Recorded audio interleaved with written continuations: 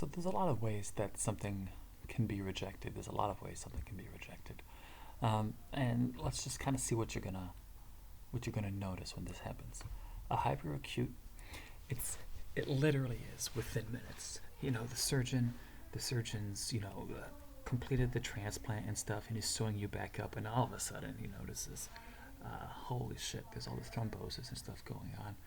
You've got necrosis. What the hell's happening here? Um, Hyperacute.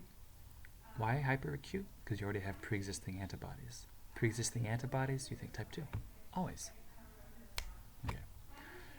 So in the acute setting, yeah, it can be cellular, yeah, it can be humoral. You see a lot on the cellular level, though. And you have all these small round blue cells, obviously lymphocytes, uh, which you'll see, of course, on the path slide that they show you. You should think acute. And this will take weeks to months, of course, and that's because, well, T cell reactions take a little bit longer than the other types. How do you prevent it? Immunosuppressants. Now, you give immunosuppressants pretty much in everything. Maybe if you got an identical twin or something, like you don't. But I'm sure just to be safe, they'd still give it a little bit. But I don't really know. The idea is that you give immunosuppressants for everyone, though, undergoing any sort of these reactions. So mostly they're cellular. Sometimes they can be humoral, and of course they say the mechanism is very similar, except that you have antibodies afterwards. Okay. So it wouldn't be preformed, and that's why it takes a little bit longer. Months to years.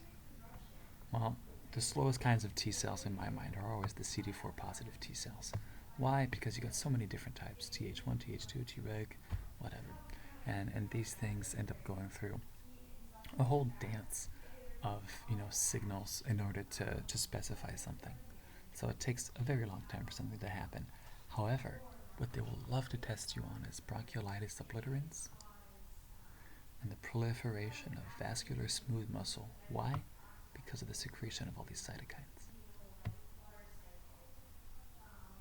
Okay. Graft versus host disease. Big thing here. Immunocompromised host. Super healthy graft. And it just beats the shit out of the host. So what do? You irradiate blood products. Okay. I mean, there's a lot of stuff that you do, but that's one of the big ones. All right. I remember these being something kids had a lot of problems with, but the step will assume that you kind of know it, and so these are very typically quick questions that are supposed to get you points. So there's not too much to bang your head around.